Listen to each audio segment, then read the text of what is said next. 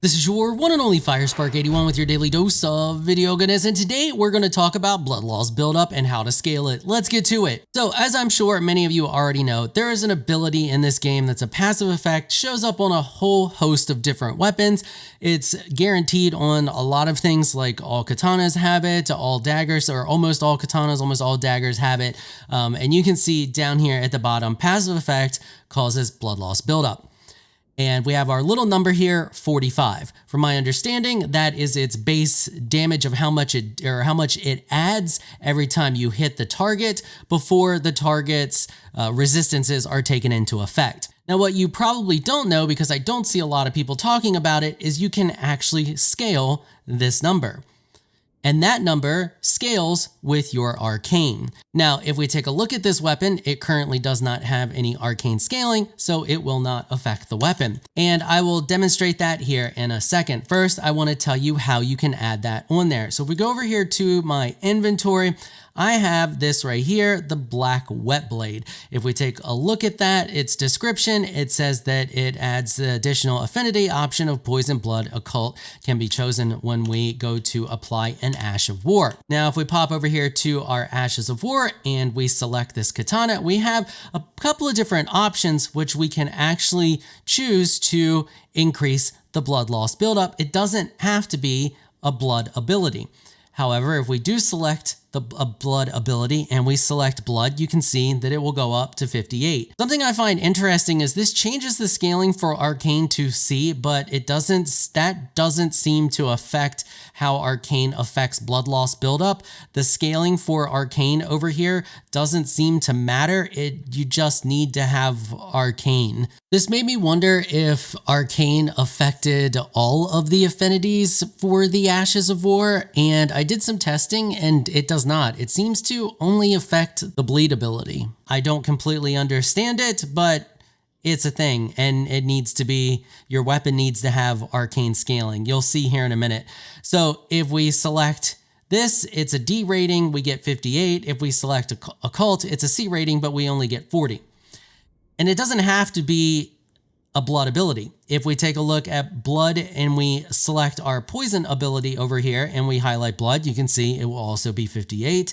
Occult will also be 40. So we're not going to equip any of those just yet. We are going to take a look at this. Our current is 45, and we are going to go over here and talk to this lady and respec and dump a bunch of points into arcane. All right, so we now have 85 points in arcane, and we click confirm and we back out and we finish our rebirth. We come back over here, we take a look at our katana, and it is still 45 because it does not have any arcane scaling currently. So we come back over here and we select our Ashes of War and we pick an ability down here, and we can even select one of these abilities. You can see here, if we just select like something like determination and we select blood, it goes up to 73. If we come down here at occult, it's less, even though the arcane scaling is better. Once again, I think that might be a bug. I don't completely understand why that's a thing. We'll go this one so it's easier to swap back between the two.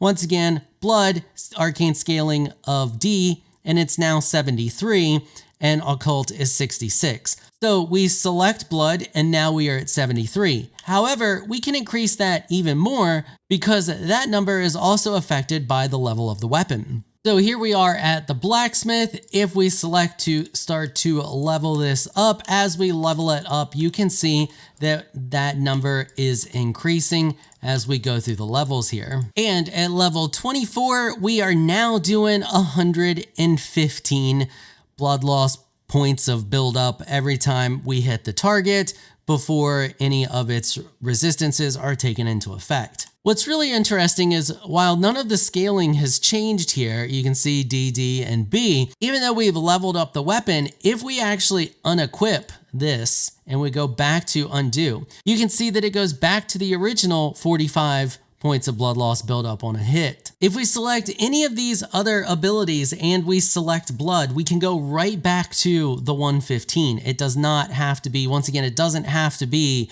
the actual one of these blood loss abilities. I can come up here and select this even if I want to, and as long as I select blood, we are going to go back to the 115. If we scroll through these others here, you can see blood is going to be the one that gets us the highest.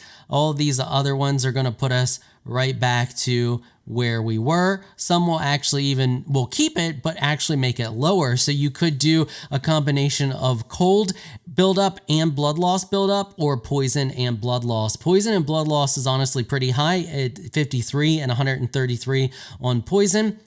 But if we go back to just blood, we will be at 115, which is our highest option. Now let's take a look at something that has native arcane scaling. So you can see here, this has arcane scaling at a D. Its current blood loss buildup is at 51. If we take a look at my stats, I'm back down to only 18 arcane, and we are going to come over here and respec once again. Okay, so I increased my arcane to 99. That is max level. Now, if we take a look at this dagger, you can see it is at 77. So it was at 51 and now it is at 77 with 99 arcane. Now keep in mind that this dagger is still level 1. And if we bring the level of this dagger up to level 9, you can see that that increases the blood loss buildup to a total of 97. Now that we have this nice and high, this means that we can apply this effect so much faster. You can see there on our second strike, we had already applied the attack, and there we go.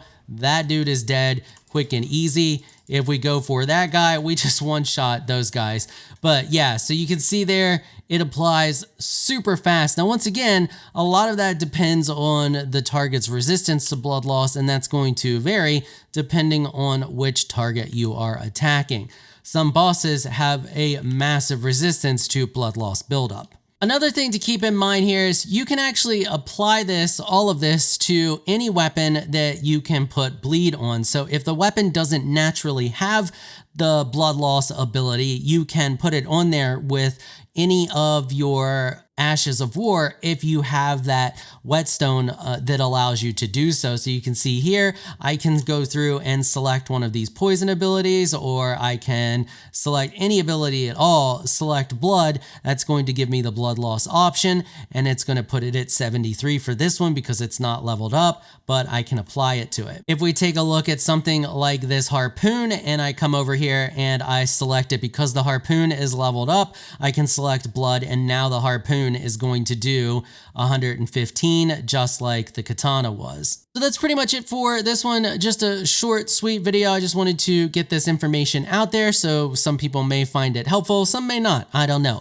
But if you did find it helpful and informative, please consider hitting the subscribe button and notification bell so you can be notified when I upload other videos. I want to give an absolute massive thank you and shout out to my supporters on Patreon for making this episode possible. Y'all are absolutely amazing people. If you would like to join my Elite Crew Patreon supporters, please check out the link in the description below. If you enjoyed this video, please leave a comment down below. Let me know what you thought. If you're shy, you don't like to comment, just hit that thumbs up button and show your support. Until next time, thanks for watching.